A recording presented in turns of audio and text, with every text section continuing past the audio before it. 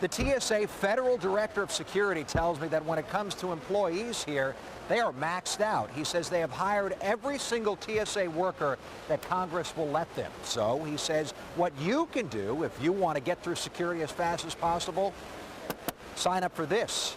I just did. The pre-check office at OIA is down the hall from the check-in counters on the A side. When I stopped in around lunchtime, most of the chairs were full, you can see. The solution seems to be going here first. If you make an appointment on the TSA's website, you come before walk-ins, except that the first available slot is July 15th. If nothing else, fill out the application online. Then your information is already in the system, and once you get back to the booths where they pre-screen you, it only takes a few minutes. You'll need your passport and $85. I signed my whole family up when it first came out. Only fly once or twice a year, but it adds that predictability and it gets everyone through quickly. TSA security director tells me there's never more than a 5-minute wait in the pre-check line, even when, as News 6 discovered, the regular lines lasted longer than some 40 minutes during some peak times earlier this year. A critical report of the TSA here at OIA shows that customer satisfaction has dropped over the past few months from 47% to 35%. OIA is working to fix that, hiring 27 new workers to help screeners move passengers through checkpoints. TSA says it has gotten the message, but insists security will always be more important than satisfaction.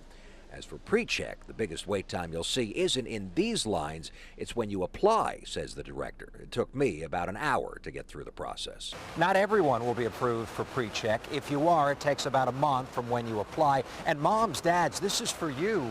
If you have kids 12 and under, you can bring them with you through this lane.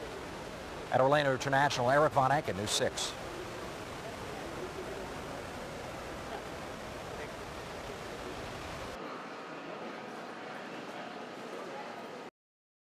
It was not something acceptable from a customer service standpoint. Airport Chairman Frank Kruppenbacher is still upset about this report first presented at the OIA board meeting 2 weeks ago. After Kruppenbacher saw it, he blasted the TSA and said it had to do better or else. Our obligation as a board is to protect the customer experience at this airport. We're a $32 billion economic engine for Central Florida.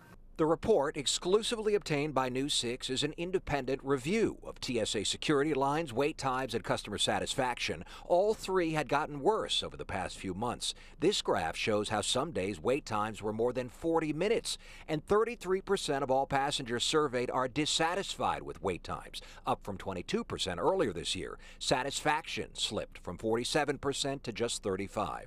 I would expect lines when you are looking to protect the security of people. You can't particularly rush security. But what you can do is have a customer service attitude. A lot of it just doesn't understand the process, is not familiar with what we've done. OIA's federal security director, Jerry Henderson, is bothered by Kruppenbacher's comments. If you look around the world, there have been 3 major attacks in less than 6 months. He agrees customer service is important, but insists thorough screening is more important. I mean, we can do both, and we try very hard to do that. I feel like the worst form of customer service would be to let a plane full of people get blown out of the sky coming out of this airport. So that's what I really worry about.